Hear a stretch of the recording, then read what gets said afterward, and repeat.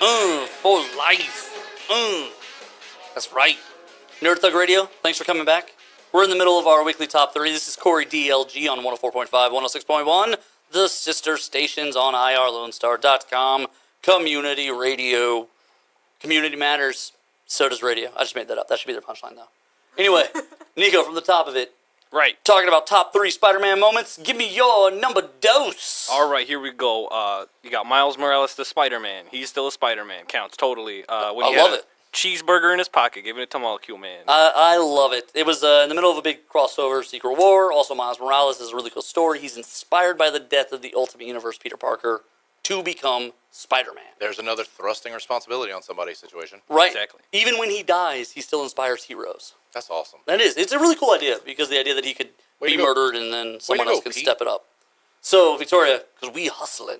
Hustling. All right. Every day I'm hustling. This moment is like a favorite / kind of like worst moment. It was so bad it was funny. Okay. Kind of deal. And it was the Tobey Maguire movie, Spider-Man. All 3 of them? You're right. They're Absolutely. It's like really 10 bad. hours of hilarious. They were really bad. But it's particularly the one where Venom. Where he Yeah. becomes the yeah. third. I think it's the third one. Where he gets his Venom strut? Yes. And he's in the bar and he's dancing and singing. That is just. It was so bad. It was best good. scene in that it was entire so movie. bad. It was good. No, you're 100% right. You know, okay, so Sam Raimi is the director of that. He's kind of a weird, kind of off-the-wall director. Like, Tim Burton has a signature movie style. Sam Raimi, if you were to call it, it would be goofy. Like, a lot of his movies wind up having just a slight element of goof. Yeah. And in that instance, that's like a signature, like, you know it's a Sam Raimi movie because of that scene. That's the goof of the scene. It's wonderful. So, Also, He's got like the weird hair in his eye, like he's so edgy.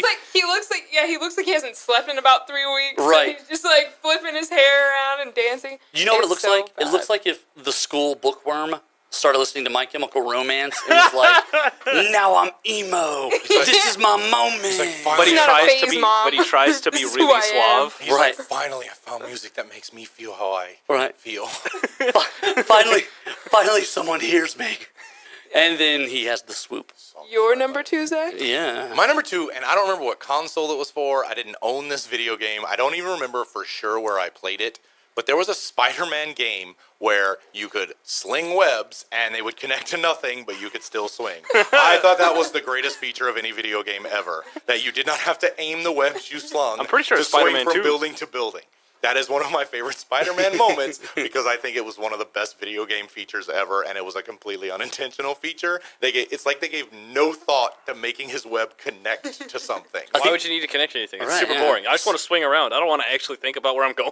Right, but you can't build these elaborate background settings and all this detail on the costumes and then be like, we're going to do all this, but we're going to be like, oh, Spider-Man stuff is just really a hovering cable he can hang on. But that's accurate. I'd enjoy it. I agree. That's comic book I accurate. agree. It was like Dawsim and Street Fighter 2, right? When that rope comes out and he climbs up it or Right. whatever. And you're like, where's he going? It's like, yeah, Exactly. So Spider-Man, one of my favorite Spider-Man moments. It's just defying gravity. Yeah. Yeah. It's like Spider-Ham. It's not even defying gravity, because if he could fly, I could accept that. Like, they could work him being able to fly in the video game in some weird spider way. It was like, no, he's still just a guy who can swing on webs. These webs just now no longer have to connect to anything. Okay, so like the webs are defying gravity. Right. Yeah. The webs are defying everything we know about Right. physics. Man, that makes him a heck of a scientist, doesn't it? Because Right. he makes the Right. webs. Again, they could have written it in. Man, you're Nope, right. They didn't bother. They're like, You're right. We're not doing it. One line and then the game's perfect. Right, yeah. Spider-Man has developed zero-G webs. That's right. Oh my God. Yeah, that's it. Done. It's like, do you ever see the movie with Aaron Eckhart where he's like the PR guy? Yeah. And they're like, Thank you for smoking. Thank you for smoking. So he's talking to the movie exec, and they smoke in the space station, and he's basically like, Well, yeah, one but line of dialogue. It's thanks to the da-da-da device, we can now smoke on the space station. Right. Yeah, exactly. Same thing. Spider-Man webs. Exactly. Yeah, you're right. They blew it. They did. They absolutely blew it. All right, so my number 2 is the Maximum Carnage storyline. Because... Pick entire storylines. Yeah, absolutely. Because Best moment, the entire story. The entire storyline. Yeah. It did a couple things really cool. At the time, crossovers were a really big deal in comic books, and Spider-Man was one of the few characters at that time who literally had 4 solo comic books. So not even Batman, not even Superman at How that cool. exact time was doing that. Batman later on goes on to have like 5 books, and Superman has like 10. But at the time, Spider-Man was the only character so important, he needed 4 monthly comic books, and they all told different stories. And so from that, what happened is they did the crossover where you have to buy all the titles to get the whole story. But this time, it really showed. So in the 90s, everyone was trying to be edgy and hip and like, oh, everyone's scary and chainmail and leather and everyone's serious. And it pitted Spider-Man against this really edgy 90s group of villains. And you saw that the Peter Parker way, the moral, the righteousness of Peter Parker was still just as important today as it was when everything started in the 60s and 70s. And that's like a really cool, it's a cool moment to see him compared in that modern era at the time and still see that he's relevant because people still need Spider-Man. He doesn't change the way he fights crime based on the ferocity of the crime he's fighting. Right, exactly. So even though these guys are playing for keeps, he's still got to be Spider-Man and worry about it. And I thought that was really cool. It's a cool moment. It's a cool story. And everything's so over the top in it. It's so crazy. The people he's fighting are so evil and elite. They're like demons, and like one guy can rot people with his hands. Like there's no super edgy powers. But there's no comparison between like Spider-Man and these people. Like they are awful people, and Spider-Man still saves the day. All right, Nico, give me your number one. all right, boom. Peter Parker graduated from high school. He did what every a young American aspires to do for the most part. You mean the minimal amount expected from Exactly. an 18-year-old? Right. Exactly. Alarming number of 18-years these years are graduating high school. Right, but it doesn't make that achievement any more impressive. No. Just because fewer people are doing it. Right. No, it makes it sadder that more people aren't doing it. Right. 'Cause Why they is that now- your favorite moment? Because it kind of just makes Peter Parker like a real person. Like he graduated from high school. He goes to school. He's still a kid. You know what? That's a good point. Not a lot of characters have Like real world. lives. Yeah, they pretty quickly Things. abandon that, right? Like once Batman- they like transition Batman- to their superhero Like character. Batman has like moments where he's Bruce Wayne. Like right, you but don't only see to you don't further see the story of Batman. Right. Right. They don't have a lot of birthdays. They don't do a lot of Christmases and Thanksgivings. You don't see a lot of that. Right. Yeah. The new Miss Marvel, with the Muslim girl, The at least the first Kamala Khan. at least the Khan.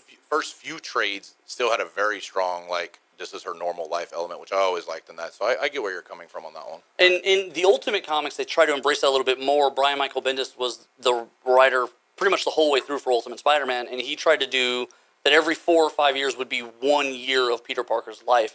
So he would move them up a grade. He would age them all a year. So the story starts with Peter Parker is essentially 14 or 15, and by the end there, he's graduated high school. He's now like 19 or 20, and then he dies, and then Miles Morales and all that. Tragic. Right. But that's We're all really very cool. sad. But that's pretty cool. You're right. That's actually one of those things that you kind of forget about in Marvel Comics and in Peter Parker in general. Victoria, what you got? Number one. My number one, for being my least favorite Spider-Man, I have another Tobey Maguire moment. Wow. Tobey Maguire's actually secretly your favorite Spider-Man. Yeah. Is he? Your least favorite Spider-Man has been all three of your Right, because Andrew Garfield's a way better Spider-Man. He really was. I really liked Andrew Garfield. The scene. I think it's because they're so bad that they're funny, and that's why they're my that's favorite. fair. Hey. It's the scene where he's learning how to shoot webs, and he's just throwing out random hand signals across the. And he's like, the go, building. go, yeah. Like, He's like, Go Spider go, Web. go. Like he's just That's pretty shooting out a bunch of different like Throwing up gang hand signs. signals. Tobey Maguire gang signs. And then when he does finally get the web, he freaking falls in between the two. But I don't know. It's just it makes me laugh so much. I'm just thinking like Tobey Tobey funniest. Maguire. It's a really good sight gag, right? Right. And it's a special nod to anybody who like has read comics because anyone who's read comics knows there are certain characters like that actually have to say something or move their hands in a certain way to activate something. Yeah. Right. So it's like It was Look at this good. guy. we got you, nerds. And he's trying to figure. Yeah, no, you're right. That is, and it's another Sam Raimi silly moment in one of the Spider-Man movies. So yeah, another signature. Like Do I you're just picking up. secretly love Sam Raimi. That's what it is you love Yeah. Sam Raimi movies. I think You these should- are you your should three go back. favorite Sam Raimi moments. Right. Also, I feel like think Tobey so. Maguire's gang would be like the Brooklyn like chefs. Like they're not hardcore at all, but they yell a lot. And he's like, "Yeah, those are my boys." No, They go and I they feel cook like it would, burgers together. I feel They like do. They get the hair. And they just like whip around town. with Right. it. Oh no, they'll work at the pizza Go to like place. smoothie bars. no, I feel like Tobey Maguire's gang would be the Sharks in a middle school production of West Side Story. West Side Story. Yeah, there you go. There, Zach, you're number one. Except they'd be 20. The other gang would be 17 or 14-year-olds. Right. So, yeah. Right. My number one is actually something that happened at Comic Palooza. I took my young cousin to Comic Palooza, and he was really excited because he was going to dress up as Spider-Man. So the first day he didn't wear his costume because he wasn't super happy with the mask. So we got him a mask on that first day, and we were in the booth getting a mask, and it was a pretty good one. But the guy who gave it to him was the worst salesman ever. He was like, "That's not going to fit over your glasses, kid. It's going to look really bad."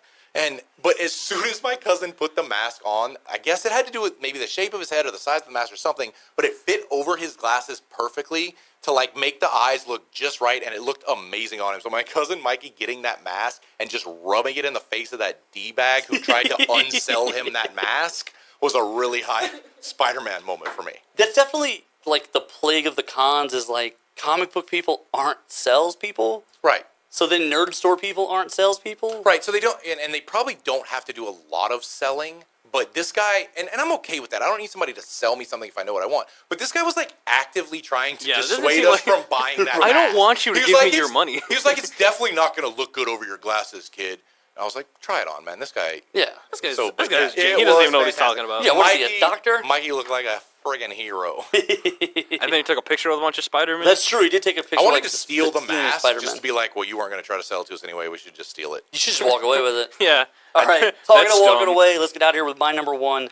The other most relevant Spider-Man moment in all of history. You said death of Uncle Ben. The bookshelf of that is the death of Gwen Stacy. It forever solidifies Peter Parker as the broken-hearted hero. Even though he later has a wonderful love life and marriage with Mary Jane, the first love of his life dies because of his superhero responsibilities, making him feel so much more insecure and like vulnerable throughout his adventures because he's that much more aware that he could cause the death of his own loved ones. You can't win for losing, right? No, you really can't. And it could have easily jaded him so much that he went in the complete opposite direction. Here I am taking on this responsibility that I didn't want because it's the thing I have to do, and it still ends up screwing me over. I'm done so. And the biggest twist of it is that, so Green Goblin throws her off a bridge, and he catches her with this webbing, but it's always been written that his catching her, the way he does it, is what breaks her neck. Cool. Stopping the fall is what kills Gwen Stacy. So That's rough. and that's kind of one of those darned if you do, darned if you don't, right. because he couldn't let her fall, but he couldn't. yeah, not. she's falling off a bridge to her death. Cool. That sucks. He should have got some of that web defying. Gravity-defying webs. webs. There you go. But yeah, so we're gonna get out of there with that downer of a note. But the death of Gwen Stacy and death of Uncle Ben, those are kind of the bookshelf moments in the life of a Peter Parker. Let's see what they do in the movie. Everyone check it out this weekend. Tell us what you think. Hit us up on Facebook and let us know how awesome we were at telling you about Spider-Man. Nerd Thug Radio, we're out. We'll be back in about 3 minutes.